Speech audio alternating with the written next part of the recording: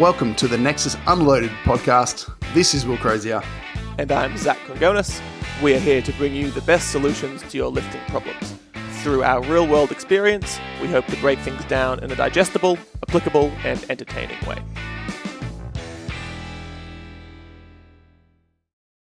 Fuck, Mickey, what happened to your voice? You on the train? All right, we're back. Straight off the bat, want to just say that even though you can't see him behind the scenes here, Mickey's actually flown up to Townsville. She's up doing the launch of the gym up there. It's only a couple of weeks from like officially being open on a Nexus and all that business.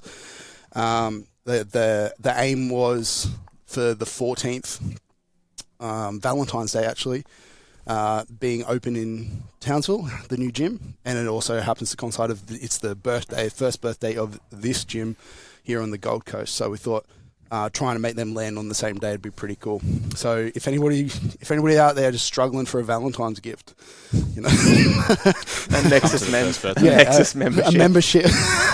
I'm sure your missus would be absolutely over the moon to get that. No Valentine's Day discounts though, just so we're clear. No, definitely not. So yeah, Alex is taking over the role of the behind the scenes. So if you hear that voice, that is not Mickey. That's been getting a bulk on. Yep. It's Alex, and so from desk. I reckon Alex has Alex has a great radio voice. It's very smooth. Late night DJ voice. You had the DJ kit and stuff as well. Smooth. Mm-hmm. Yeah, we should. You know how like all DJs have like they have like the intro and outro to songs. Catchphrase or something. No, but they like smooth it in a song. Like they speak over like the intro of the song and they like time it really well. I reckon you could do that. I reckon I could do that. You'd be all over it. But not today. Let's not throw you under the bus completely. No, let's not do that. We'll lose ratings. We can't go any lower. Zach hit us. What's been happening? Look, I've got a company to throw straight under the bus right away. I don't know the company's name. So there was a packet of caffeine gum. There was a packet of caffeine gum at the desk at Burrell. Caffeine gum. And one of the girls who worked at the desk. Gum? No, like caffeine gum. Caffeine gum? What's like caffeine? pre-workout gum. Oh, yeah, I have seen that. I always thought it'd be fucking stupid. Because to me, like, tell me if you guys think differently here, but like I could have like a cordial or whatever that's like something you could tell me it's pre-workout. And there's something about the action of like drinking this disgusting fucking water that makes me go like, oh yeah, I'm ready to train. Like it always tastes like shit. It's not like it tastes nice. I don't enjoy it. Well, the gum can't taste nice. Let's be honest. Well, that was the problem. Okay. So on the packet it said, I don't think that's a problem then. 100 milligram. That's meeting expectation. Yeah. You started chewing it and it's like, oh, yum, raspberry. Then it just kicks you in the back of the throat like a bad tasting dick.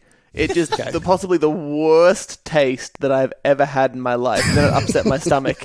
Then it impacted my training. So I imagine it being, because it would have to be full of like, you know, caffeine, powder and whatever. Like how does it just taste like, is it crunchy? Like, is it like, I imagine it like chewing sand. So imagine if you know that like the raspberry cough syrup, you took a shot of that, then chased it by crunching down 4 no-dos. That's what it tasted like.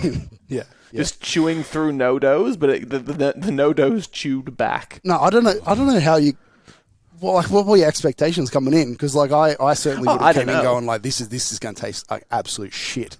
Like I would have had zero expectations for it. I didn't have any expectations, but you know when you chew it and then you cough because like I got like a visceral response. Yeah, it was just unpleasant. I mean, it provided caffeine into my system, but I just could not see the benefit of that over just swallowing a pill.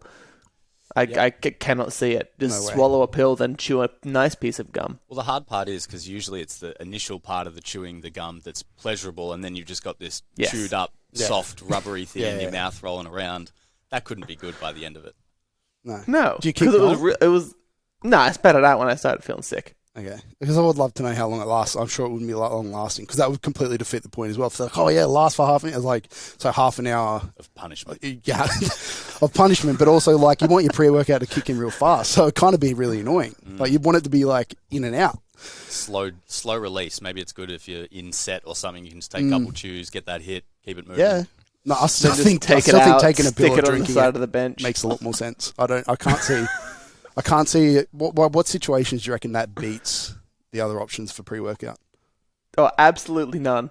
Yeah, that's what I was thinking. There is not a single instance where I'm like, okay, caffeine takes about 30 minutes to get into you. Yeah, roughly. Something. This is where Jordan comes in. Roughly 30 minutes. So you have to chew the gum for 15 minutes to get all the caffeine out of it. So what does that mean? That like half of the caffeine's in your system by the time the full dose is done? So you've now got like a soft cock 50 milligrams, then followed up by another soft cock to get it all. I don't. Is there something left in it? You wouldn't want to be passing. I don't know. Maybe I don't know. Oh man! Look, I'm not a mysteries of the supplement. Expert. Well, the supplement industry is full of mysteries. They don't make it easy. That's for sure. So maybe that's just part of their deep dark secrets. At least they're coming out with new things. You know, they're making progress. I don't know whether we need new things. Though. In fact, I think we need less things.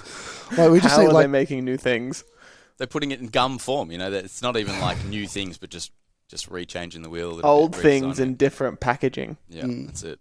That's it. That's most of shinier labels. Most of our industry. Yeah, shinier labels. Look, the label. That's how he had it. The label was shiny. The label was very shiny. And I was like, oh, I'm going to put this in my mouth. Yeah. just attention grabbing. Yeah, it's for sure. pretty. It's like, I think people are these days, like with just going back to the pre-workout in general, like the pre-workout drinks. I think people are way too, like the modern era of lifters, they're way too coddled by the taste of it. Like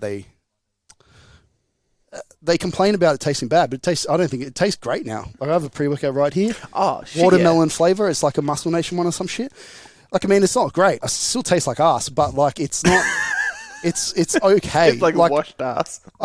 Yeah, it's slightly okay. I would go for it. But yeah, back when everyone likes to talk up like, oh, remember like fucking the OG Jack 3D and how good it was. Like my main memories of that shit is just it being so foul that you almost threw up after it. You just like it's like just petrol. Drinking battery acid, and then you get a bit of a kick out of it. So I don't think they've. I don't know. Well, what's happened now is that they're calling them like pre-workouts, like disturbed meth, Charles Manson, like it's the fucking name of these things, and it's just provide caffeine. Look, I've never had pre-workout because I never really took it because of the heart issues and stuff. I drink coffee like an animal, though. My life depends on it, but. The pre-workout stuff, I've just never been sold on the idea, particularly when you come up with names like, you headache or some shit, and it's like tingles, and I don't need that before a workout. I'm already ready to go. Ready. You're all set.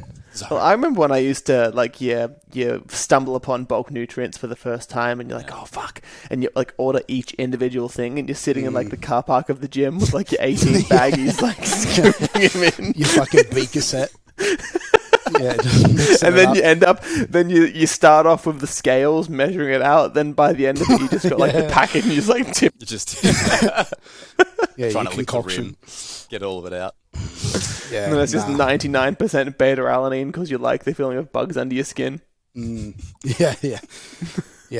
Nah, yeah. These days, I agree. That was my instant. If there's other forms that people have tried for supplements, like outside of the usual drinks and pills, I want to hear about it because I want to know. I don't keep up with the supplement industry. I'm not on supplementnews.com very often.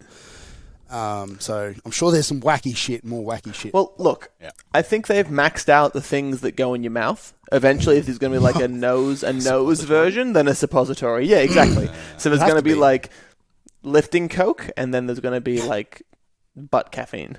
Caffeine. Don't take and maybe transdermal gooch cream caffeine. Oh God. Possibly, I don't know. Don't go into supplement. Muscle Nation. If you're listening to this is your next thing. Transdermal gooch cream caffeine. Yeah, absolutely. Hit me up. I've got a formula. Is this the part where Mickey says moving on? Yeah, moving on. No, usually it's me. Okay, good. I keep going till Will says something else or changes the topic, which is a dangerous mix. Yeah, we are. So today, as promised last week, we are going into more individualization stuff because last week we covered off more general points, like why individualization is a thing, like why it's important, why it's maybe not important in some instances, the pros and cons to going too far. And today we said that we were going to go more into the programming variables. So like, when we're looking at somebody's program, when we're looking at to dish up as close as we can to the best program possible for them in our minds, like how can we individualize at each level, like volume, frequency, intensity, exercise selection, all this different stuff to meet their goals appropriately. So that's where we're going with today. We're going to break it up into variables like that.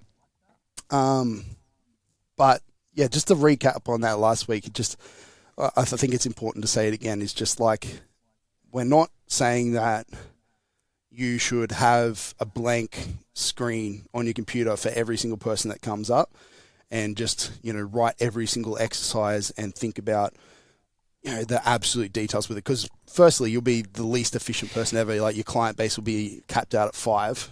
So unless you're charging those people, a few $100 a week, you're not really. It's gonna be hard to make bank. It's gonna be a tough ride for you in the industry. And then on the other end of that, you don't want to be giving absolutely everybody the same program. It's very common in our industry just for everybody to do the program that their coach is doing. So we want to avoid that as well, because people have different lives to me and you, to us.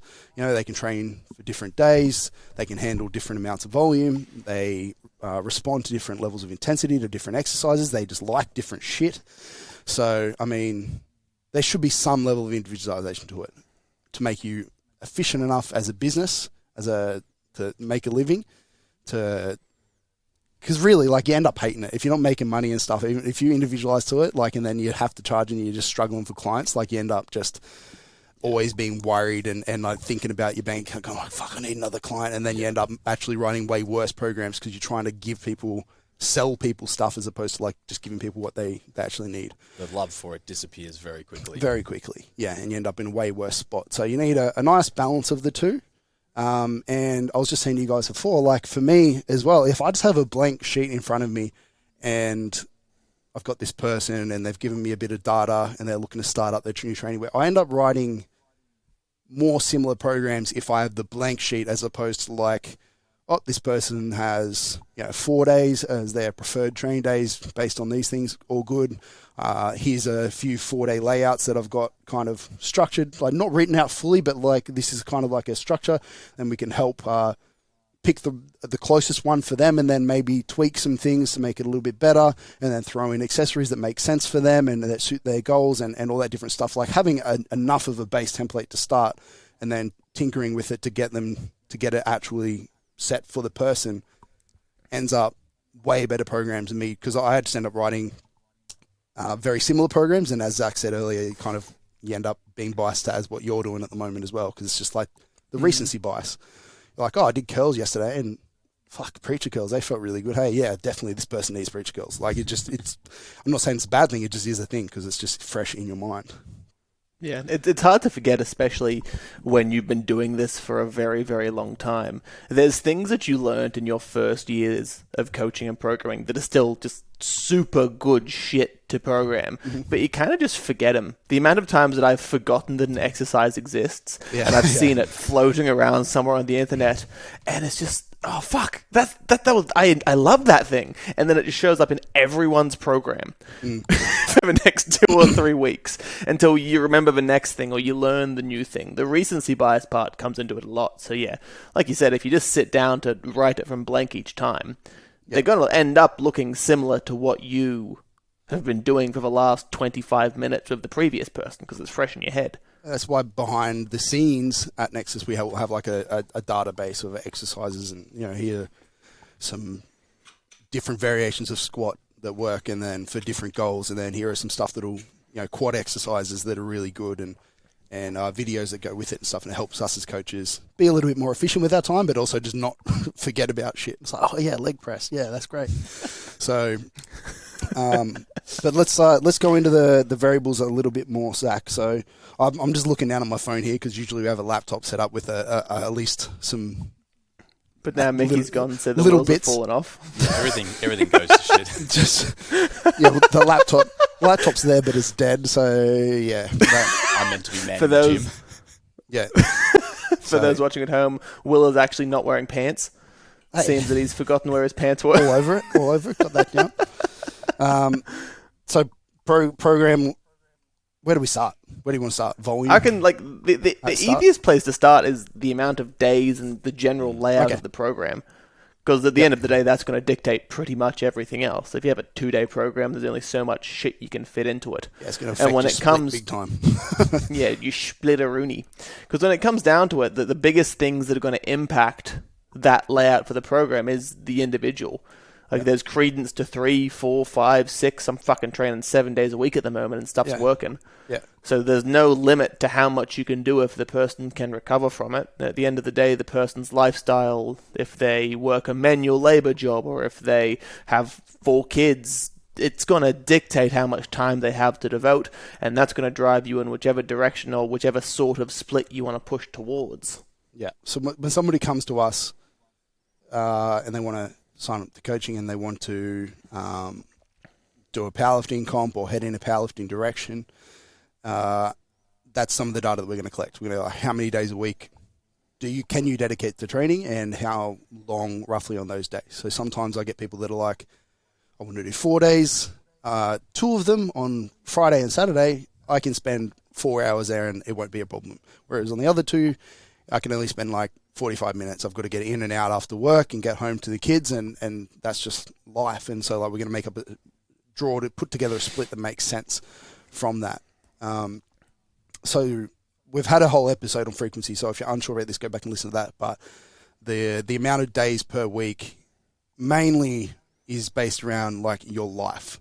The only time I won't, like if somebody tells me I want to be the world champion, best powerlifter ever, but I can only train 2 days, that's going to be a bit of a hard conversation. We're going to be going like, look, that's just, I mean, like how serious are you really? Because, I mean, come on.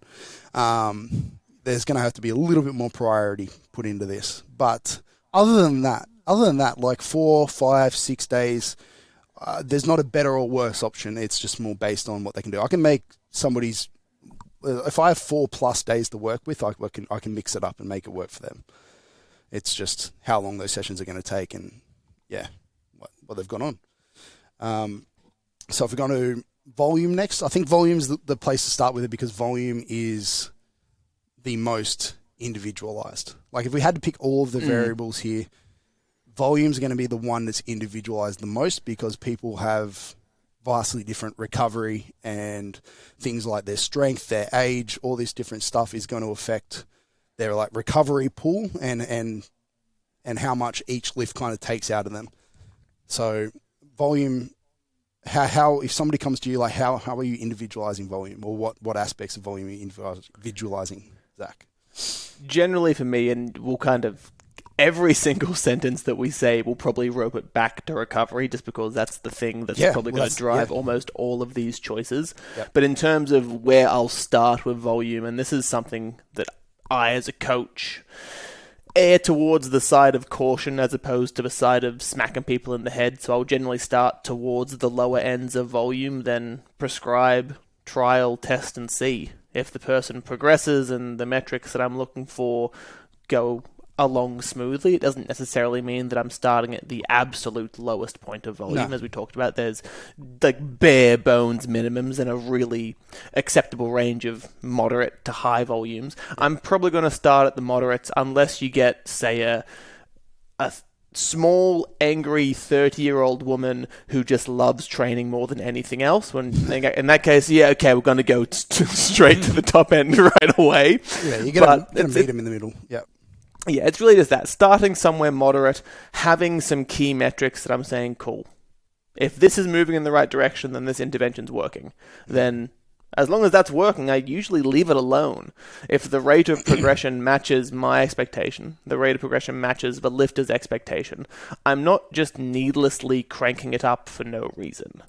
Once we find a point, we stay there for a bit, make use of it, and once it needs to be progressed, then I progress it. I'm not necessarily one to just keep ramping until we hit the maximum.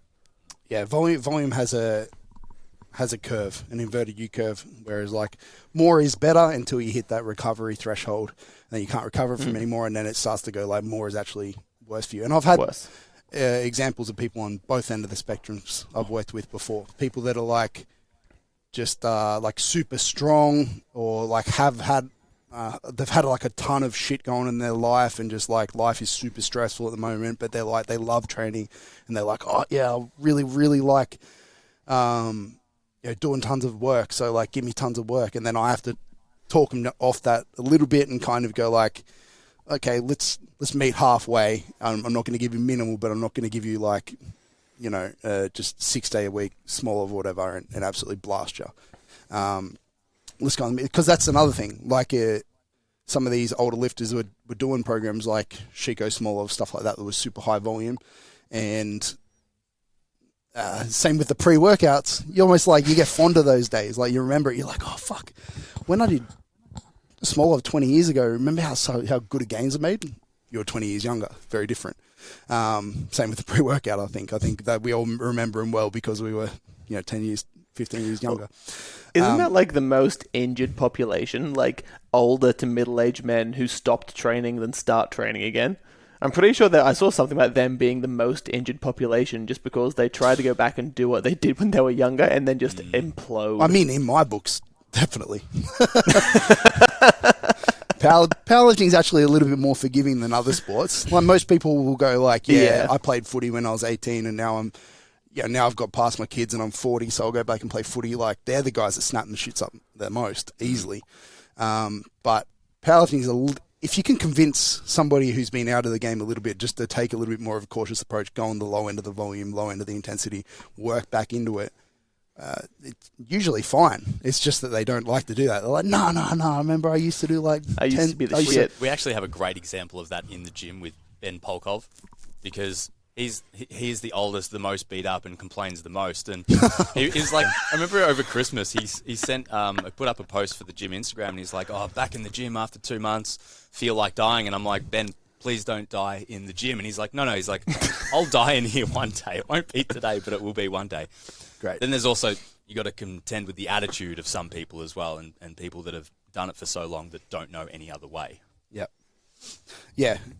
And then, like I said, the opposite end of that, people that are like on the, have been doing powerlifting a little bit too long, maybe haven't ever kind of pushed it hard, like what I would consider hard training, much in their life, whether that was in a different sport or just in a different time. And they'll spend 20 minutes between each set just talking and then kind of get nothing done in total. And I have to say, look, come on, man, like we can do more than 3 sets of squats a workout and some accessories. Like, come on, bro. So I have to like work them into more and more volume over time, because I think more volume would work for them, but they just they just drag it out and nothing gets done. So, well, that's another big part of it as well. So you have people like that who just want to be the gym hero, and quite possibly if that person's end goal is to just walk around in shorts that are too small, be a menace in the gym, and just enjoy training. I don't know if I didn't have anyone in mind when I said that, but I'm sure it describes some. That's possibly the amount of volume that they need. Because not only does it have to do with, the skill level and whatever individual demands the person has, but just what they want to do plays a pretty big role. Like if someone doesn't want to be super good at the thing, I'm not going to give them a volume prescription that warrants them being super good at the thing. Like as a coach, I'm obliged to give people a prescription that pushes them towards the goals that they want. If we can get a bit more than that, it's never a bad thing, but also sometimes people are just happy being kind of shitty, and that's fine. That's me at the moment. That's me. I'm happy being kind of shit. No, you're happy maintaining like your skill. But you and I both know that if you wanted to go like, okay, I want to be good at powerlifting again and bring it back, like you could easily. Yeah, it's very doable. Yeah, you could. And that's the same with everyone. Things and bring up other things and make it work. But it just brings it back to the point of whatever the goal is at the time, that's going to take precedence, and that's what, as a coach, you're individualizing towards, and people's goals change over time and as different situations arise. Yeah. So what about like skill, like how proficient they are in squat, bench, and deadlift? Like, does that come into volume, individualization? Are you going to take that Like as in like if I have somebody that their squat looks just terrible, and then like you wouldn't pummel them with squat volume. You wouldn't be like, okay, cool, let's just go 10 sets of 10 squats. Because on one hand, you could argue like, oh, more skill, I guess, work, more practice of it. And then on the other hand, you're just absolutely just, you're beating up joints and you're not really efficient in the movement. Like you're not using the things you should, and each one's probably going to get worse and worse and worse. Usually there are better ways to do it. So there are going to be like variations that are going to suit it a little bit better, that put them in a better position, that allow them to get the job done under fatigue with pretty decent technique, whether that's a different like a front squat or a pause squat or a tempo squat or something. And then we can also probably split up the volume so it's not like overly fatiguing. So like if I notice that somebody's, I don't know, I give them 5 sets of 5 and then 2 sets are great. And then very quickly from there, it goes downhill as they get tired. They just can't maintain that position. They can't do anything. They could just 3rd set's worse, 4th set's worse, 5th set's even worse. I might spread it out over the week. I might do like, okay, let's go 2 sessions, 1 of 3 sets, 1 of 2 sets, and get the overall stimulus the same, but much better outcomes on each of those sessions, much better workload in total. Yeah. Well, I mean, when I'm looking at people in that regard, there's a couple of different camps you can break people up to in terms of skill. Like I said last week, there's people who are shit and people who are good. But within that, you can also break it down into people who are shit but also really fucking strong, and people who are really good at it but weak as piss. And there's kind of a relationship there that if you're super strong and really bad at the thing, your volume demands are really low, because there's no chance in hell that you're lifting as much as you are very often and very frequently whilst looking like you're about to die. And then you have the person who just either doesn't try or is super weak but is blessed with the squad of the gods, who needs to be doing 10 by 10. And then in between that, you have this middle ground of this bloke who is kind of strong and kind of good at it. And they living with those general prescriptions of cool, middle of the road. And then you have the freaks off in the corner who are just really strong and really good at it, then really shit and really bad at it. It's kind of like this weird star triangle, call it the Star of Jim David, I don't fucking know. But there's different groups of people. To everybody. Look, it makes sense in my head. If it doesn't make sense to you, then... Well, one thing I was going to say, because we were going to bring this up in intensity, and we will again, but different intensities can be different outcomes to different people that can handle it. And what I mean by that is, if I go, I want you to do an MRAP at 75%, even within this room, us three, we're going to get a different amount of reps, because some of us are fitter, some of us are more efficient with their technique, some of us are just, whatever. There's so many different things. Me, I've bung knees, so my knees are probably going to give out before my gas does. I don't know. There's lots of different bits that are coming into that. What was that study where it said that there was a range of between 6 to 27 reps completed at an AMRAP for intensity? at 70%. That was a percentage one. Yeah, we'll talk about that in a bit. But that's the kind of example that I was going to use with the volume. In that, if we just did a survey of every single person in powerlifting and how much squatting, benching, and deadlifting they did, like in terms of just like hard sets per week, there's going to be a super broad spectrum from the person that does the least to the person that does the most, based on so many different factors we can't even talk about them. But the majority of people are going to land in, like, it's going to be a bell curve, and there's going to be like an area that most people fall in, and that's where this stuff is useful, because we can go like, okay, like this is generally a good amount of volume for it, based on like your past injuries, your age, your experience, your technique, your recovery factors on the outside, your blah blah blah, everything. Like you probably recover a little bit better than most, so like we're going to take that average and kind of bump you up a little bit from there, and then look at the outcomes and adjust. So although there are a super wide amount of things to consider, it's that we're always going to kind of start, just like I said in last week's individualization, is that like you start with a point that you think is good as a coach, and then it might not be close, it might not be ideal yet, but every training block should get closer and closer to like ideal. And like I said in that episode 2, like that, the unfortunate part is it's a moving target, so you constantly like changing with it, but that's the whole goal of it. Is that getting that start point is super important, because at least you've got a ballpark then to, hey, we know we're from this point and we got this kind of response, so we can move things around. Juggernaut training systems, JTS used to have a really good, kind of layout of those parameters of things that might affect volume. Yep.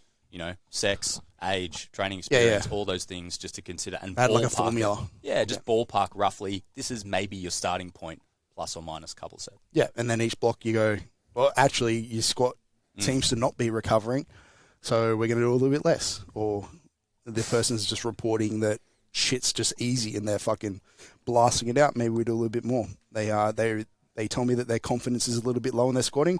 I'm going to try and find a way to add more volume, whether that's through another frequency, another exposure through the week, or just more sets on the day, or whatever it is. I'm just going to, I'm using the feedback, subjective and objective, to make decisions to get them closer to ideal. Frequency, again, talked about this a bit, but the thing I think about when it comes to frequency and individualization is, again, people's like recovery curves from it. Because if I say to Zach right now, like, we're going to do 3 bench sessions a week, which is pretty standard in powerlifting. Like most people are at 2 to 3 bench exposures per week, at least, if you're a serious powerlifter. And it's going to be needed to lay out in a way that makes sense, so that your most important bench session is going to have the best training effect. You're going to be the most recovered for that. So if we go like, okay, we're going to do your light day followed by your medium day and then your heavy day straight after that, like obviously you're going to be a little bit wrecked, both through the benching muscles and through joints and ligaments and all that stuff, for that primary day. And it's definitely going to be far from the ideal like training structure, training split frequency that we want to emphasize that session. So how we lay out things in a week and individualize in a week comes down to how a person's like recovery curve is, and then I'm going to like lay things out so that I'm setting them up for their most important squat day, their most important bench day, and the most important deadlift day to hopefully be the least recovered, the most recovered. That also comes, so before, when we said the days 4, 5, 6, that the more is kind of a little bit easier, because if we have more days to like spread things out, it can be a little bit easier to juggle fatigue. I can make sure that your squat exposures are 3-4 days apart, so the maximum time apart we can have in a week, and really prioritize sessions. So that's where higher frequency, higher training days can kind of work in your favor a little bit. However, like I said, life comes into it. But if I can jump in there, especially sometimes where people believe that individualization needs to be a gigantic shift. Say, for example, you have two very similar lifters. One gets bad shoulder and elbow pain after squatting. One doesn't. Arguably, they could run the same program, but for the shitty elbow bloke, different order. Day 1 is bench, and for the good elbow bloke, day 1 is squats. Absolutely. Yeah, that's actually technically the same program, but individualized. Yeah, exactly. Yeah, these individualizations, they're not big. They're subtle changes that allow you to get the most out of the program. So that's actually the most common example that I know the people that I work with suffer with. Most of the big immobile type guys, they get a lot of elbow tendonitis from their squats. I'm not going to put their heaviest bench day after squatting. It just doesn't make any fucking sense, because that bench day is going to be shit, Well, it's like petting a possum. Go for it. I was going to cut you off, but like I heard that analogy, I have to hear it. Well, you're not going to come up to this fucking possum like, oh, how you going, buddy, and start smacking it. You walk up slowly and you pet it. That's how you make these changes. Just gently. Playing with feral possums is never a good idea. Oh, they're so cute. They love apricots. Suck it out. Not dates? Oh, God. No, not dates. They fucking hate dates. But another one for me personally is like deadlifts for me. Like deadlifts are like my easiest day, in that I feel like the most confident in technique. And if you said to me, like, let's bang out 10 sets of any particular lift, I'll probably choose deadlifts, because I feel like I can, even when fatigued, kind of hold position and get still something out of the set towards the end. So deadlifts would be a bit for me. But I know that the training, like the day after especially, but towards the end of a prep, when like general overall fatigue is high, like the 2 days after are shit. They're going to be shit. Like, not I shit. just. It's just not fun. Like I do that deadlift session. I come in on a Friday night. I come in on the Saturday morning session, and I'm not saying it's going to be complete crap, but it's absolutely going to be taking a hit.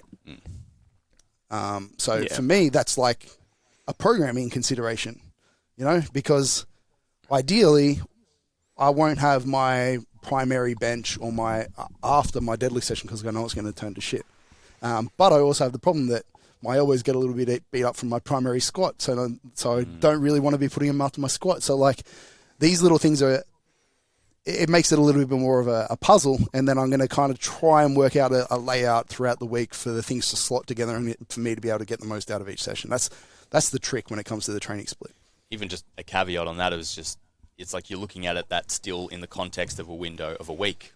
Doesn't have to be a week as well. Yeah, it just gets a little bit more confusing. It gets much more confusing. But even in that example of the deadlifting, it's like, well, how would you solve that issue if your days are full and you need to squat heavy, you need to bench heavy? It's like, well, maybe it is a bit more of a 2-week format in that sense as well. Yeah, like that, or that. Yeah, another side road to that, which we won't go too hard down, is like sometimes fatigue's inevitable and like it's going to impact sessions. But as long as it's consistent. Mm-hmm. As long as the fatigue is consistent, as long as I know the day after deadlift that session is going to be impacted a little bit. If it's going to be impacted like the same for each week, then I can still make training decisions from that. I can still go like, oh, in this fatigue state, I'm moving forward, but it's okay because I know I drop fatigue, that's fine.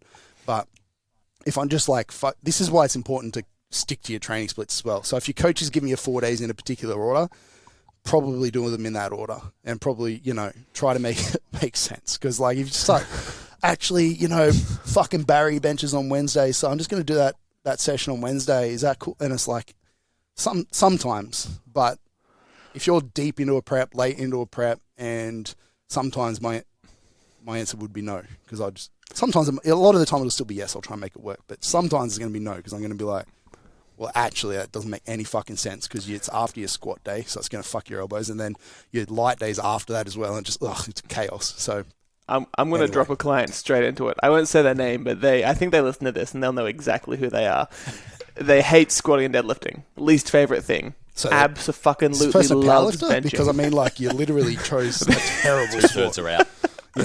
Loves benching, hates the squat and deadlifting. So at the start of the week, they'll do both of their bench sessions back to back because they're so excited. Do both of the lower body sessions at the end of the week back to back because they put them off. And I'm sitting there like, this is making all of it harder.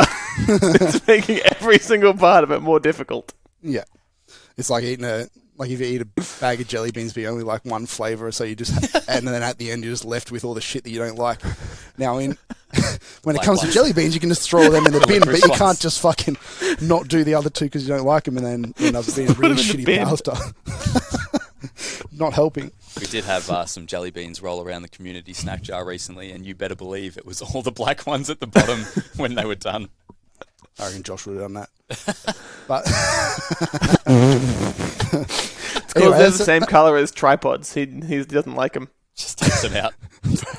Just steps on them. I think that's enough frequency, enough training split talk, and individual. Do you ever got?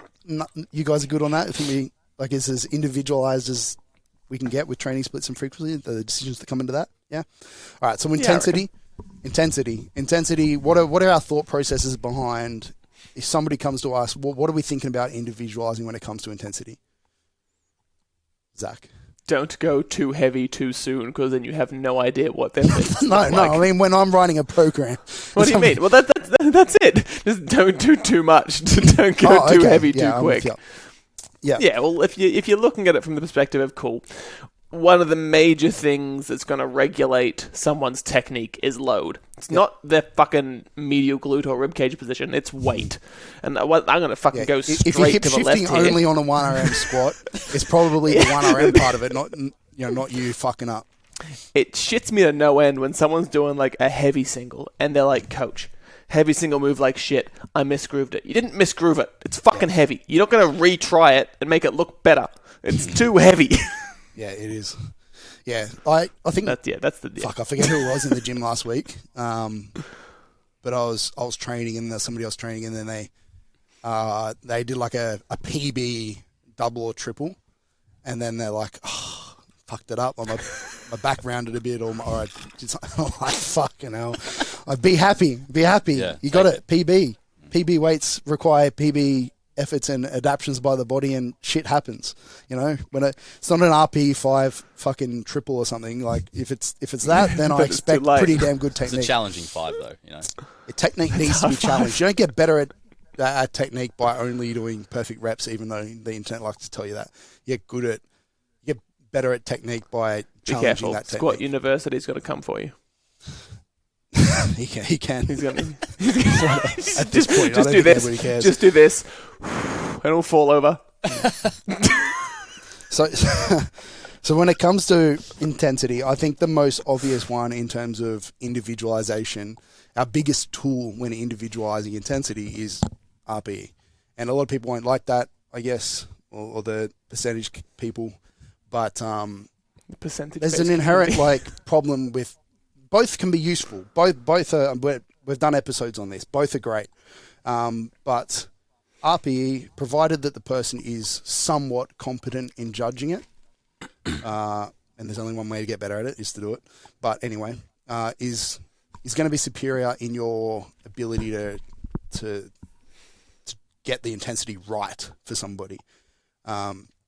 So again, going back to what you mentioned earlier in terms of that study or whatever, where they had a large group of people, 70% of their 1RM, and then everybody rep it out or whatever, and there was a large variance in the amount of reps that somebody could get at 75% of their max.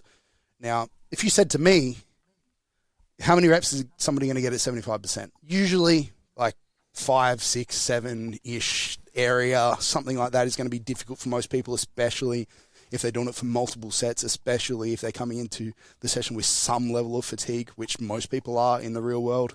So again, take the studies with a grain of salt, but the conclusion that we get from it is that there's going to be, based on a lot of different factors, people are going to be able to do different amounts of reps at different percentages, and that's one of the really the main downfall to percentage, is that if I give you 3 at 85%, Alex, you might absolutely blast that through the roof because your training's just been going great. You're bigger, your life isn't stressful, you're ahead, and then I might give somebody else a set of 3 at 85% and they fail on the second. It's super hard for them. So it's hard.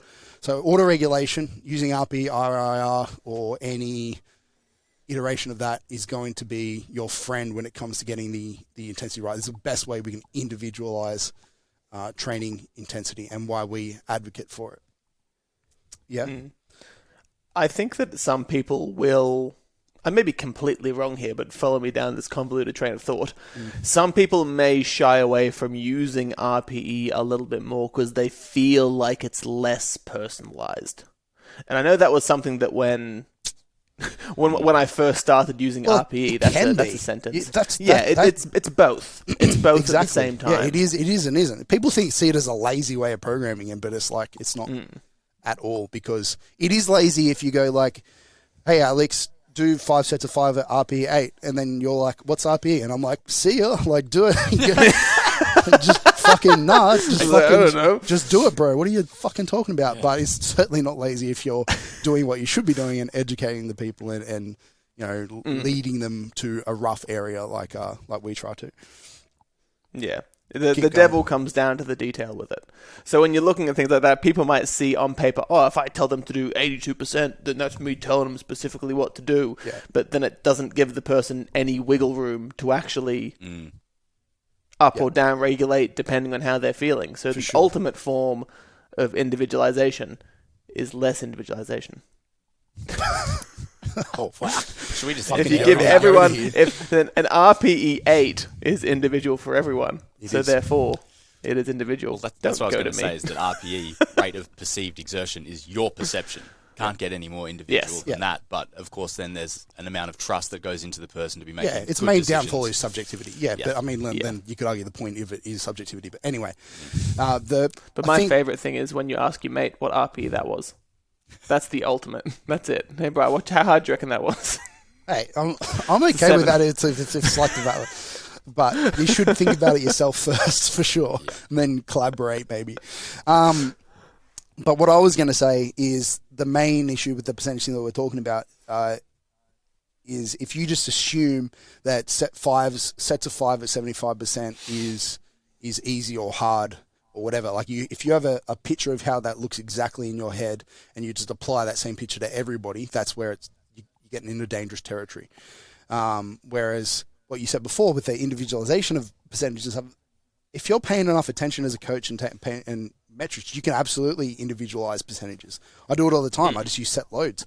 I might start off their block with a set of 5 at X weight, and I'm like, in my head, I've kind of got a picture of like, this is going to be like it's going to be like a hard set. It's going to be something that's going to challenge them. And then they send me back a video or whatever, and it's like, just an absolute joke. Just piss easy. I'm like, fuck yeah, this is awesome.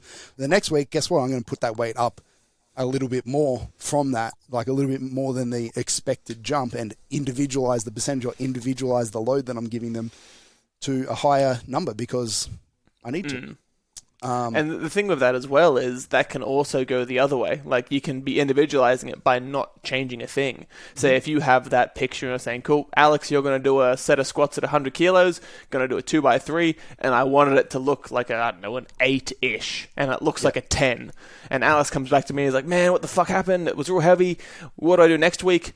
Next week we just do 100 again and try to make it look less shit. Like if it wasn't completely apocalyptic in terms of how it looked, there's nothing wrong with just repeating it and seeing how it looks again and then doing it the same weight for 2 or 3 weeks until it looks like what you want it to. Well, a good lesson in that is that it's only a failure if you make the same fail multiple times in a row, as in like, yes, if you do a set of 3 at whatever at 100 and it's way more hard than what it should have been, but then you step back after it and you try to evaluate, like we always recommend, try and be a little bit logical and go like, yeah, well, actually, yeah, my nutrition coming into it was a bit shit, my sleep was a bit shit, my everything was a bit shit, didn't warm up enough, I didn't do this, didn't do that, whatever. Like, whatever the reasons, logical reasons that you've come up with for why that shit. And then the next time you come in and you do the exact same things and fuck it up again, I'm just like, mate, like that's a fail. Like, but when it's for 1 week, that's part of training.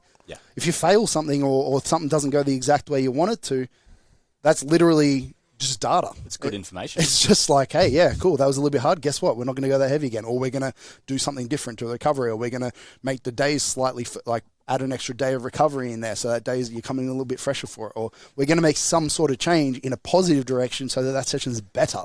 You know what I mean? Like, that's fucking training. It shouldn't always be just unicorns and like everything's just piss easy. I'm just making easy. It doesn't happen like that. I wish I could just come in and just do more weight every week. That'd be great. But training's meant to be challenging. That's how you get better. Another one that I was going to mention when it came to intensity in terms of real world examples was like the skill of doing heavy shit. So like 1RMs are a skill. Like to get under that bar, pick it up, not freak the fuck out mentally, hold your shit together, especially in a competition setting where there's a lot of like stuff going on, distractions, and just do it the way that you always do it in the gym and just execute it is a skill. It's absolutely a training thing. It's a physical thing as well, but there's multiple factors as skill. I don't think anybody can argue that. So I've had heaps of bodybuilders over my time come to me and they're jacked as shit and they can do the chest press for the whole stack for 50 reps and stuff like that. And then, but as soon as we put anything like less than 5 reps on a bench press, it's just a wobbly mess and just looks like garbage because they just haven't learned to control it. They're definitely strong enough to, in terms of like force production, but they just haven't learned to control it yet. And so to individualize that person's program, I'm going to set it up in a way that they can practice it safely, maybe some like low RPE, lower reps, and lots of exposures, like lots of sets at that to get them really kind of good at it. Just playing on the safe side with it. I don't know. All I'm saying is that like a person's skill set and what they're good and bad at is obviously going to come into how you and that kind of goes to volume and everything. But intensity, that's just one example of whereas if somebody is a stick figure and has absolutely not an ounce of muscle on their frame and then all they've been doing is watching IPF World Champs too much, and their bench press just looks like a circus act, and they've absolutely drawn all efficiency possible in this earth out of the bench press, and they've got their range of motion down to 3 centimeters. Like, I'm probably going to program them more, like, get big stuff. I'm going to individualize their training volume, intensity, all that different stuff to what they're shit at, to get them fill the gaps a little bit, So just another example of how individualization can occur at intensities level. And you even have people who just get stronger at different rates. Like, some people are just an absolute rooster of a specimen. Like, they look at a bench press and then add 15 kilos every 4 weeks for the rest of their life. Yeah. Whereas some people, they will try their goddamn hardest and they just can't do the thing. And genetics, at that point, you're blaming your parents. Yes. Yeah. Genetics is absolutely a thing. Yeah, and also just built for the sport. Like, I'm not when you say genetic specimen or whatever. Like, yeah. If you're just as you said, like a specimen or whatever that can build muscle really easily and all that, and leverages really lend themselves really well to powerlifting. Great, like, you're going to be able to make absolute gains in powerlifting, but you might be a really crappy fighter or some shit, and then somebody with different. So it's not that like just one person sucks at everything and one person's great. It's just well, it was like who was the kid with the pink hair and the little moustache who was really strong at APL. Not little whatsoever. He was young. The moustache was little, young, but the fucking bloke little. Was he was young, and like, I forget. Yeah, everyone was looking at that like, I can't believe he's this strong. Well, fucking can't you? It looks like he would eat me. Like, of course he's fucking strong. Like, it would be an issue if he wasn't that strong, because he is huge. Yeah. Not to take away from the fact that it takes work to be that strong. Clearly, but if you looked at a 4-foot person who weighed 40 kilos who was that strong, then you should be surprised.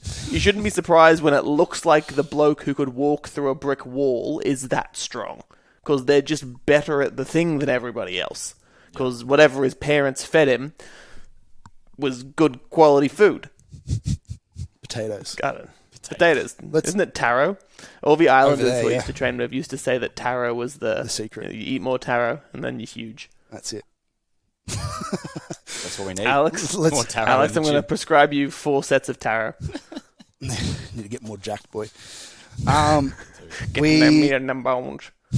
We were going to talk a little bit about exercise selection, but I feel like we've covered it through other means throughout this. So I think we skipped to kind of our wrap-up end part of this and talk about kind of what we talked about at the start, which is how much different people's programs actually end up looking than on paper. Because it sounds like through all the stuff that we've said about volume, intensity, frequency, exercise selection, all this different stuff, that it might sound like, oh, wow, like everybody's program needs to be so different. Whereas in reality, like Zach said earlier, it's the individualizations are happening at a smaller level, and you might get a program and go like, this looks pretty similar to old mates training, and then it's like, yeah, it is, but there's just a couple of little things flipped and the volume spread out slightly differently, and you've got a couple of different exercises for accessories to address your weaknesses, so it might look the same. This is powerlifting. This is 3 lifts, getting strong at 3 lifts. But very similar. So the programs end up looking similar, and I would argue in powerlifting you can definitely get away with a way more like less individualized approach than other sports, like where they're playing lots of different positions and have lots of different abilities and that they have to do on the field, or jumping, throwing, running. Well, there's no Mark Ripperto of American football. It's like you're not just sitting there looking at a linebacker going, sets of 5. Like, there's a reason why that works in yeah, there probably is. But it to a certain extent, he's not wrong. Like, if you do sets of 5, you're probably going to get strong. Eventually, you're going to have to change it at some point. But it's a simple sport with simple interventions. Yeah, very simple sport. But to even use that, the football thing as a bit of a parallel to it here. Like, if you go and train, I don't clearly don't coach like elite footballers or something. But from what I understand, I don't want to like sound like I know what I'm talking about. The slave one's like, actually, that's not. But like if I, from what I understand, with a training team, you might have the backs and the forwards, and then you go to the training and they go and they separate and they do their own things because they're slightly different attributes or whatever. And I imagine in American football, it's kind of like, okay, all the guys that do these group of positions that are similar, you come over to me, we're going to do this, and then you go fucking do whatever you guys do. And so like it's not, I doubt every single person in a footy team or whatever is getting their own just fucking way different shit. I would say that similar positions are getting similar training with some small tweaks around injuries and stuff like that. Especially when you're talking about the gym, which is general training for these athletes because it's not the sport that they're performing in, right? It's two different things. So it's like they probably all start on the bench press doing sets of 5, right? And then they maybe move off sets of 5. When I was, this isn't near a professional level, but Mickey's brother plays football for the Burleigh Bears here on the Gold Coast. It's like A grade / rep teams for local, so not the lowest, but not the highest. And they told me their programs, and it's like literally like they just fucking throw them all in a room, no matter what position you are, no matter what skill level you're at, no matter what your goal is, fucking whatever, mate, and you're just doing like 5 RM deadlifts followed by like some cleans and some leg press until you die. And like it's just like everybody's just circling out. It's like a F45 class type thing. Well, I'm sure it's slightly more complex than that, but I hope so. Like, if we want to wrap it up here so I don't go on too far of a tangent, but you have these people and the biggest differences in their positions are in how they play the sport. Like, I doubt if you get, name 2 football positions. I don't fucking know. A wing and a forward. A wing and a forward. Like, they do 2 different jobs on the field. Yeah. But I doubt if both of them got a little bit stronger, they wouldn't do their job better. Mm. Yeah. Like, you get them a little bit stronger and don't lose the athletic qualities they need to play the fucking game, and they're a little bit better. That's the key, right? They can all do their sets of 5, and then when they're on the field, they can do whatever respective things a wingy bloke and then a fronty bloke does. I got no clue. I've lost all my credibility talking about this. Backline, forward Give me line. 2 positions. Let's stick to powerlifting from now on, eh? Oh, yeah. So you have the power top and then the power bottom, and they each have important jobs on the field. God, this is just when the wings are in the corner kissing. Why did you go to American football of all things? Like, it's like, I'm going to choose the football that I know the least and talk about the most that. unfamiliar sport to I know nothing about any of them. Yeah. I couldn't throw and catch a ball. That's why I started powerlifting. You do basketball, right? Hey, talk about dunks. Yeah, Individualized. I could hardly. You know why no one's ever seen me try to shoot a basket? Because it doesn't go in. Yeah, it's pretty hard. So you got to learn to dunk. It's hard to miss it if you're fucking right there. Yeah. Oh well, that's a good ending. Cool. We'll end it there. I don't know. Yeah, I think we've said everything we need to. We have the pros and the cons to it. It's not that you should be seeking out the most individualized coach and going like, oh, is my program fucking written exactly to me and it's definitely not going to look like anyone else's training. That's not going to be helpful. But your training probably shouldn't look like the exact same as a person that's the opposite sex, 50 kilos lighter than you, way different strengths with different injuries, different histories as well. So like there's a little bit of a middle ground there as to how far I think or we think you should individualize for people. Cool. Let's leave there. Red hot. Thank you for listening to Nexus Unloaded. Be sure to jump on our website to find details on everything mentioned on today's podcast, plus information on our coaching, mentoring, and gym services. Make sure to follow us on Instagram at NexusPerformance.Aus for any updates on what we are currently doing. See you all in the next episode.